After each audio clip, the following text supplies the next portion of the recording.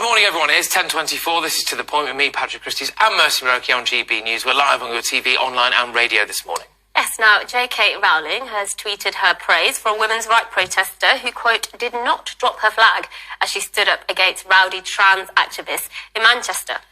Yes, well, Aleks Kovacevic, sorry, I've desecrated that surname, but was at the statue of suffragette Emmeline Pankhurst campaigning for the protecting of the rights of biological women when a balaclava-clad trans rights activist began to counter-protest nearby. Yes, well, Aleks is seen in footage across Twitter being grabbed by one of the masked protesters by the arm and forced to sit on a bench. RTV viewers will be seeing that footage right now. It is quite shocking if you haven't seen it and are listening to us. You can look it up on Twitter. All this time, she did not drop her suffragette flag. Well, to tell us more about her experience is Aleks herself, who we're really pleased to say joins us now. Can I just apologise for getting your surname wrong, Aleks? Massive apologies there. But yes, no. Okay, all right. Well, look, yeah. You had a. Well, it's assault, really. What happened, isn't it? Yes, Majors. Thank you for having me first. And thank you guys in general from all of us and all my sisters, because you're the only broadcaster who ever gives us the chance to bring across our point of view. So, yes, we are very grateful to you, and thank you for having me today. Well, that's all right. Just talk our listeners, our viewers, our online viewers and listeners as well through exactly what happened. Okay, so Posey Parker from Standing for Women, she does these rallies where she lets women speak every month in London, and she has started going around the country, and she had a rally in Manchester, so we were all going to the rally. It wasn't a protest. It's not a protest what we do. It is a rally where women speak. And yes, we were going to the rally with our suffragette flag, and it was supposed to be at the statue. So we went there, we saw those, children basically in balaclavas, but we have the right to stand there as well. So we tried to, and they tried to stop us. And specifically me, I think because I had the flag with me, and that sort of marked me for attack. And one of them grabbed onto my leg. That was before the footage starts. I shook him off, and then then the footage starts, and you can see for yourself what happened. They started pushing me and pulling me, and forcing me to sit down, trying to push me back. And all the time, I was thinking I cannot drop the flag. That will be sacrilege to drop that flag to the ground. Yeah, and can I just ask, because it's not clear from the footage, because the people are dressed up in balaclavas and all black gear, as if that puts you on the right side of history. But anyway, can I just ask if that was a man or a woman who was? Could you tell if that was a man or a woman?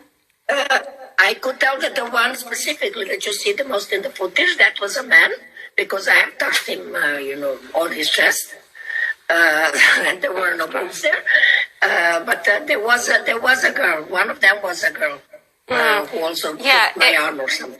It's just incredible, because I think this whole trans debate has almost re-legitimized violence against women, because it's okay, for example, it's never okay for a man to hit a woman, but actually, if I'm a woman who has certain views and it's a man with sort of pro-trans views, then suddenly it's okay for them to do that. But I do just want to ask you about the organisation you're with, Standing for Women. I'm on your website now. I mean, from my perspective, nothing uncontroversial at all. All you want to do is say women's, the word woman is for biological women, and we don't want to see this kind of language change. Can you just explain a bit more about what you're trying to achieve? Yes, it is pretty much what you said. There is nothing controversial or complicated about us.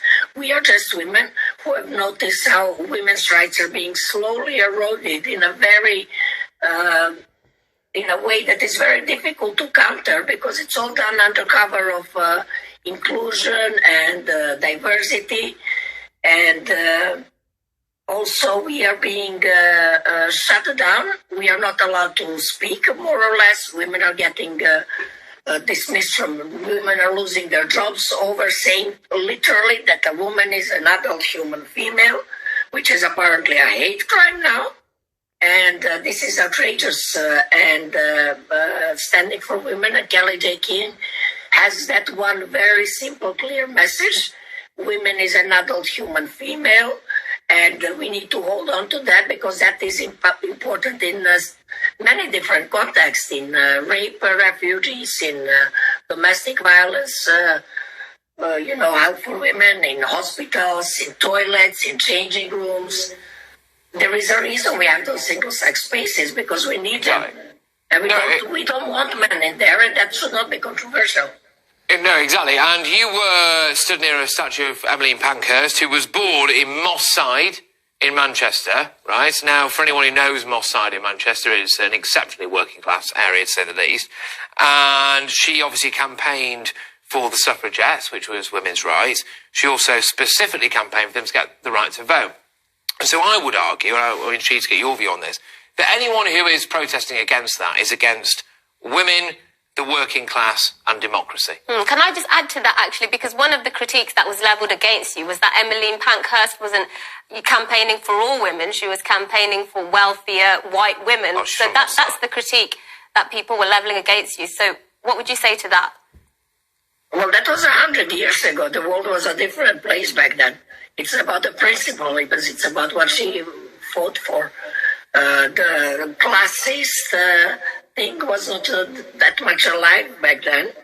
And also, you have to start somewhere. I mean, none of these women were perfect. We're all normal, ordinary women. We all have our faults. We all have our, bad sides, so-called bad sides. So, I don't know, she's not a saint, and nobody's ever claimed she's a saint. But you know her name, I know her name, so she's done something good. And she's built the base of it. Exactly. Look, and I think, well, I would hope that I would speak for certainly the vast majority of our viewers, and if I don't speak for all of them, then I think some of them need to give their head a wobble. But keep up the good work, all right? Keep going, and the world is becoming an increasingly crazy place, and I think you're trying to instill a little bit of sanity in it, Aleks. So thank you very, very much. Keep cracking on. Anyway, right. Look, I mean, what do you make of this? GBViews, gbnews.uk. Get in touch with all of this. But after the break, of course, we're talking about underage drinking.